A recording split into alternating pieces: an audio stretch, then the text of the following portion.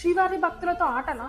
కూటమి నేతలు క్షమాపణ చెప్తారా లేదా? తిరుమల లడ్డూ నెయ్యి విషయంలో భక్తుల విశ్వాసాలతో కూటమి నేతలు చెల్లగాటమాడారు. లడ్డూలో జంతు కొవ్వులు కలిసాయంటూ చంద్రబాబు నాయుడు గారు, పవన్ కళ్యాణ్ గారు, కూటమి నేతలందరూ కూడా వ్యాఖ్యలు చేశారు. భక్తుల మనోభావాలను తీవ్రంగా గాయపరిచారు. కానీ దర్యాప్తులో తేలింది ఏంటంటే అలాంటివేవి కూడా జరగలేదు. రాజకీయ లాభం కోసం దేవదేవుని పేరు వాడి భయాందోళన సృష్టించారా? టీటీడీ ప్రతిష్టను దెబ్బతీశారా? ప్రాయశ్చిత్త దీక్షలు కాదు, ముందు అబద్ధపు ప్రచారానికి క్షమాపణ చెప్పాలి. భక్తుల మనసును గాయపరిచిన పాపానికి బాధ్యత తీసుకోవాలి. ఇప్పటికైనా కూటమి నేతలు నిజాన్ని ఒప్పుకొని తిరుమలేశుని భక్తులకు క్షమాపణ కోరితే అదే నిజమైన ప్రాయశ్చిత్తం. తిరుమల లడ్డులో జంతువుల కొవ్వు కలిపారు అని చెప్పి ఒక అసత్య ప్రచారం చేసినటువంటి ముఖ్యమంత్రి చంద్రబాబు నాయుడు 1,00,000 లడ్డులని జంతువుల కొవ్వుతో తయారు చేసి అయోధ్యకు పంపించారని చెప్పి 4 అడుగులు ఇంకా ముందుకేసి దుర్మార్గమైనటువంటి ప్రచారాన్ని చేసినటువంటి పవన్ కళ్యాణ్ ఈ రోజు ఆ రోజు నానా యాగి చేసి అసలు జంతువుల కొవ్వు, పంది కొవ్వు, లేదంటే ఆ మనుషుల కొవ్వు, ఈ మనుషుల కొవ్వు అని చెప్పి ఒళ్ళు బలిసి కొవ్వెక్కి మాట్లాడినటువంటి కొంతమంది వ్యక్తులు, కొన్ని మీడియా సంస్థలు ఈ రోజు వాళ్ళు నిజంగా కడుపుకి అన్నం తింటే ఇప్పుడు దీనికి సమాధానం చెప్పాలి. అబ్బబ్బా, పరమ పవిత్రమైన తిరుపతి లడ్డు కోసం సోషల్ మీడియాలో ఎంత రచ్చ చేశారు. ప్రజల భక్తుల మనోభావాలని బాబో ఎంత హింసించేశారు నిజంగా చెప్పాలంటే. సరే, పొలిటీషియన్స్ అని పక్కన పెట్టేద్దాం. ప్రవచనకర్తలు, పండితులు, బ్రాహ్మణులు ఇలా అంటున్నాను ఏమనుకోవద్దు గాని ఏమన్నా ఓవర్ యాక్టింగ్లు చేశారు. అసలు మీరు ప్రాయశ్చిత్త శ్లోకాలట వాళ్లే కనిపెట్టేసి ప్రాయశ్చిత్త శ్లోకాలు చెప్పించేసి రామరామ మీరు చేసింది మామూలు రచన. పాపం ఎంత మంది భక్తుల మనోభావాలతో ఆడుకున్నారు నిజంగా. ఇప్పుడు ఏం చేస్తారు మీ అందరూ? మరి ఇప్పుడు మీరు నిజమైన హిందువులైతే, మీరు నిజంగా వెంకటేశ్వర స్వామి భక్తులైతే అదే నోటితో సోషల్ మీడియాలో మమ్మల్ని క్షమించండి అని పోస్టులు పెడతారా? పెట్టండి, ఎంతమంది పెడతారో చూస్తాం. జగన్ అనేటటువంటి వ్యక్తిని టార్గెట్ చేసిన తిరుమల తిరుపతి దేవస్థానం కేసులో జగన్ మీద కేసు రాలా, వైవి సుబ్బారెడ్డి మీద కేసు రాలా, ధర్మారెడ్డి మీద కేసు రాలేదు, పాలక మండలిలో ఎవరి మీద కేసు రాలేదు. వైవి సుబ్బారెడ్డి పిఏ అప్పన్న, పిఏ కూడా కాదు అతను, అతని పేరు చెప్పుకుని తిరిగినోడు, వేమిరెడ్డి జీతంతో బతికినోడు. అతను బోలేబాబా వాళ్ళని బెదిరించుకున్నాడు, తిన్నాడు. బోలేబాబా వాళ్ళే దుర్మార్గం చేశారు. ఏంటయ్యా అంటే వాళ్ళు చేసింది, వాళ్ళకి పాలు ఉత్పత్తి చేసే సామర్థ్యం లేదు, ఆవులు లేవు. దానికి బదులుగా వాళ్ళు తయారు చేసి నెయ్యి కాస్త ఏదైతే కెమికల్స్తో తయారు చేసినటువంటి నెయ్యే వాడారు. 60 లక్షల కిలోలు వాళ్ళు సరఫరా చేశారు. ఇది సిబిఐ తేల్చింది, తుది నివేదిక ఇచ్చేసింది. టీటీడీ మాజీ చైర్మన్ వైవి సుబ్బారెడ్డి, భూమన కరుణాకర్ రెడ్డి, బోర్డు సభ్యుడు చెవిరెడ్డి భాస్కర్ రెడ్డితో పాటు మాజీ ఈవో ధర్మారెడ్డిని సిట్ విచారించింది. కల్తీ నెయ్యితో 20 కోట్ల లడ్డూలను తయారు చేశారని, ఇందుకు 68 లక్షల కిలోల కల్తీ నెయ్యిని వాడారని విచారణలో తేలింది. 250 కోట్ల రూపాయలు ఆయా డైరీలకు చెల్లించినట్లు సిట్ నివేదికలో వెల్లడించింది. లడ్డూ ప్రసాదంలో కల్తీకి సంబంధించి పూర్తి వివరాలను సిట్ ఛార్జ్షీట్లో పేర్కొంది.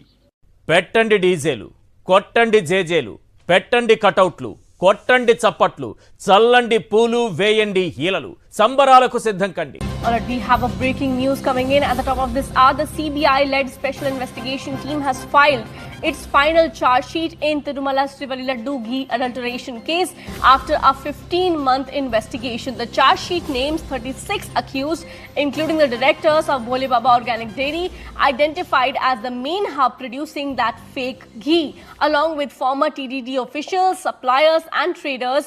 The SIT alleges that nearly 68 lakh kgs of adulterated ghee made using palm oil and chemical additives entered the TDG supply chain between 2019 and 2024, involving transactions worth about 250 crores. The case, which sparked nationwide outrage after CM Chandrababu Naidu's 2024 revelations, was transferred to the CBI under Supreme Court orders and investigated across 12 states.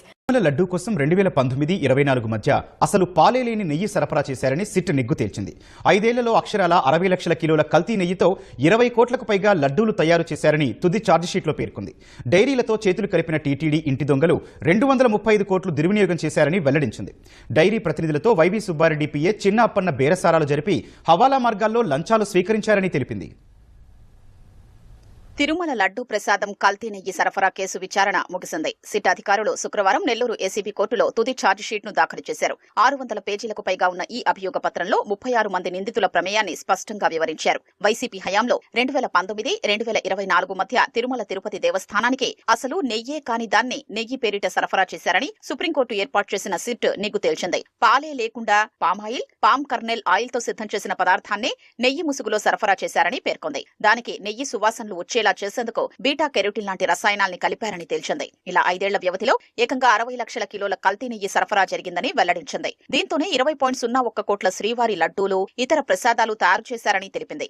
ఈ కుంభకోణంలో 235 కోట్ల TTD నిధుల దుర్వినియోగానికి పాల్పడమే కాకుండా కోట్ల మంది భక్తుల మనోభావాల్ని దెబ్బతీశారని వివరించింది. కొంతమంది టీటీడీ ఉద్యోగులు, అధికారులు, డైరీ సంస్థల ప్రతినిధులతో కుమ్మక్కై ఈ కల్తీ నెయ్యి సరఫరాలో భాగస్వాములయ్యారని పేర్కొంది.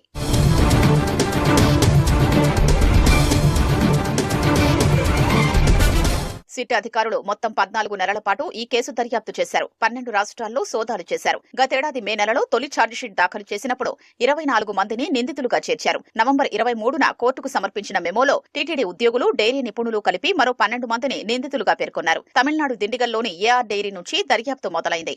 ఆ తర్వాత ఈ వ్యవహారంలో కీలక సూత్రధారులుగా భోలేబాబా ఓరోగానిక్ డైరీ డైరెక్టర్లు పొమిల్ జైన్, విపిన్ జైన్ ఉన్నారని తేలింది. వీరు ఢిల్లీ, హర్యానా, రాజస్థాన్ నుంచి రసాయనాలు తెప్పించి ఉత్తరాఖండ్లోనే కల్తీ నెయ్యి తయారు చేసి పంపారని విచారణలో వెల్లడైంది. అనంతరం మహారాష్ట్ర, కర్ణాటక, తెలంగాణ, ఉత్తరప్రదేశ్ తదితర రాష్ట్రాల్లో నిందితుల్ని గుర్తించారు. కేసులో తొలుత గతేడాది ఫిబ్రవరి 9న ఏఆర్ డైరీ ఎండీ రాజు రాజశేఖరన్, పొమిల్ జైన్, విపిన్ జైన్, అపూర్వ వినయకాంత్ చావడాను, అనంతరం అజయ్ కుమార్ సుగంధ్, ఆశీష్ అగర్వాల్, హరిమోహన్ రాణాను అరెస్ట్ చేశారు. కల్తీ నెయ్యి సరఫరా చేసిన ఏఆర్, వైష్ణవి, మాల్గంగా, భోలేబాబా డైరీలకు 251 కోట్లు టీటీడీ సొమ్మును చెల్లించారు. ఈ వివరాలన్నీ అభియోగ పత్రంలో పొందుపరిచినట్లు సమాచారం.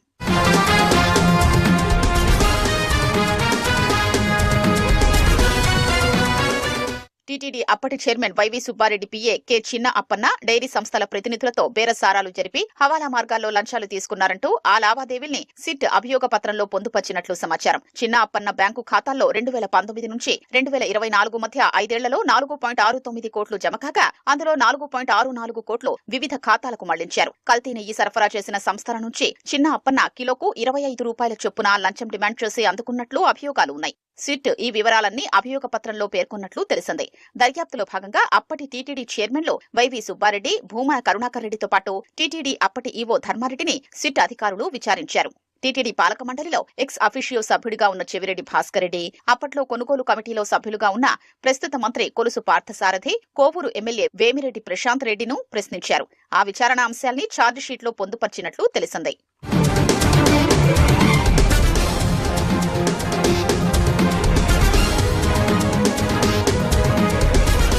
తిరుమలకు నెయ్యి సరఫరా చేసే టెండర్లలో పాల్గొనేందుకు కఠిన నిబంధనలు ఉండేవి.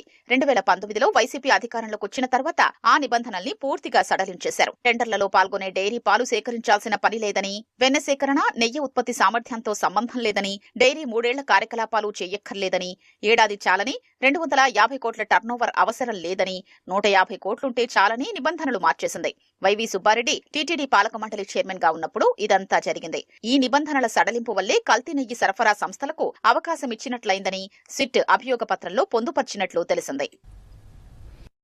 A Central Bureau of Investigation (CBI)-led Special Investigation Team or SIT has finally unveiled its bombshell final charge sheet in the explosive Tirumala Tirupati Devasthanam or TTD Laddu Ghee adulteration case, exposing a web of corruption tainting the sacred prasadam. After 15 months of relentless probe spanning 12 states, 36 key players from dairy bosses to ex-TTD officials stand accused of pumping adulterated ghee worth Rs 250 crore into the holy laddus. Filed in Nellore ACB court, the charge sheet names prime culprits like Pomil Jain and Vipin Jain, directors of Uttarakhand's Bhole Baba Organic Dairy, the alleged epicenter of the fake ghee production using palm oil, kernel oil, chemical additives and even animal fat. Welcome to మహా debate. అందరూ అనుకున్నదే అయ్యింది. CBI ఆధ్వర్యంలో తిరుపతి లడ్డు కల్తీపై ఏర్పాటు చేసిన SIT తుది నివేదిక ఇచ్చింది. ఈ నివేదికలో అనేక అంశాలు, సంచలనమైన అంశాలు వెలికి చూశాయి. మొత్తం మీద 60 లక్షల కిలోల వరకు కూడా టీటీడీకి కల్తీ నెయ్యి వెళ్ళింది అని అనేది సిట్ రిపోర్ట్ ఇచ్చింది. దాంతోపాటు ముఖ్యంగా మొత్తం 20 కోట్ల వరకు కూడా లడ్డూలు, కల్తీ నెయ్యితో తయారైన లడ్డూలు సరఫరా అయ్యాయి శ్రీవారి ప్రసాదంగా అనేది ఈ అంశం కూడా సిట్ నివేదికలో ఉంది. ముఖ్యంగా ఈ నెయ్యి సరఫరా చేసిన డైరీలు ఏవి కూడా కనీసం పాలు ఉత్పత్తి చేసే డైరీలు కాదు.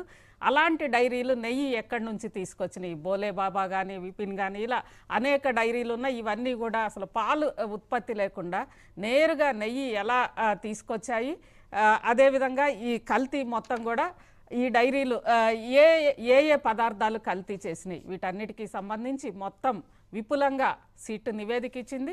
ముఖ్యంగా 36 మందిని దీనికి బాధ్యులుగా చేసి కల్తీ నెయ్యి కేసులో సిట్ విచారణ క్లైమాక్స్ కు చేరింది. నెల్లూరు ఏసీబీ కోర్టులో తుది ఛార్జ్ షీట్ దాఖలు చేశారు అధికారులు. మొత్తం మీదుగా 25 మందిని నిందితులుగా పేర్కొన్నారు. 15 నెలలుగా 12 రాష్ట్రాల్లో అధికారులు దర్యాప్తు చేశారు. కల్తీ నెయ్యి కేసులో మూలాలు తమిళనాడు నుంచి ఉత్తరాఖండ్ వరకు విస్తరించి ఉన్నాయి. కల్తీ నెయ్యి తయారీ కోసం కెమికల్స్ కొనుగోలుపైన విచారణ చేశారు. టీటీడీ నుంచి నగదు లావాదేవీలు, లంచాల చేతులు మారడం పైన ఫోకస్ చేశారు. కల్తీ నెయ్యిగా తెలిసిన అనుమతించిన వారిపైన దృష్టి పెట్టారు. గత ఏడాది మేలో తొలి ఛార్జ్ షీట్ వేయగా 24 మందిని నిందితులుగా చేర్చారు. నవంబర్ 23న మరో 12 మందిని చేరుస్తూ మెమో ఇచ్చారు. నిందితుల జాబితాలో కొనుగోలు విభాగానికి చెందిన 3 జీఎంలు కూడా ఉన్నారు. ఫిర్యాదుదారుడు ప్రళయ కావేరి మురళీకృష్ణను కూడా సిట్ అధికారులు నిందితులు. జగన్ ప్రభుత్వ హయాంలో తిరుమల లడ్డూ ప్రసాదం తయారీకి సరఫరా అయింది అసలు నెయ్యే కాదని సుప్రీంకోర్టు ఏర్పాటు చేసిన సిబిఐ నేతృత్వంలోని ప్రత్యేక దర్యాప్తు బృందం స్పష్టం చేసింది. పామాయిల్లో రసాయనాలు కలిపి కల్తీ నెయ్యి తయారు చేశారని నిగ్గు తేల్చింది. నెయ్యి సరఫరా చేసిన బోలే బాబా డైరీకి అసలు ఆవులే లేవని, బయట నుంచి పాల సేకరణ కూడా చేయలేదని పేర్కొంది. టెండర్ దక్కించుకున్న సరఫరా సంస్థలకు నెయ్యి ఉత్పత్తి చేసే సామర్థ్యమే లేదు అన్న చేదు నిజాన్ని బయటపెట్టింది. కెమికల్స్, ముడి పదార్థాలు కలిపి బోలే బాబా డైరీ తయారు చేసిన నకిలీ నెయ్యి యా డైరీ, వైష్ణవి డైరీ ద్వారా టీటీడీకి సరఫరా అయినట్లు తమ విచారణలో తేలినట్లు తెలిపింది. ఈ మేరకు నెల్లూరు ఏసీబీ కోర్టులో శుక్రవారం తుది ఛార్జ్ షీట్ దాఖలు చేసింది. వైసీపీ హయాంలో జరిగిన తిరుమల కల్తీ నెయ్యి కేసు విచారణ ఎట్టకేలకు ముగిసింది. నెల్లూరు ఏసీబీ కోర్టులో తుది ఛార్జ్ షీట్ను దాఖలు చేసింది సిట్. ఇందులో వైవి సుబ్బారెడ్డి పిఏ చిన్న అప్పన్న పేరును ప్రముఖంగా ప్రస్తావించారు సిట్. 12 మంది టీటీడీ ఉద్యోగులు సహా మొత్తం 36 మందిని నిందితులుగా మెన్షన్ చేశారు. ముఖ్యంగా బోలే బాబా డైరీనే ఈ కల్తీకి కారణమని, అక్కడే అంతా జరిగిందని, అందుకు సంబంధించిన ఆధారాలను కూడా ఛార్జ్ షీట్లో తెలిపారు.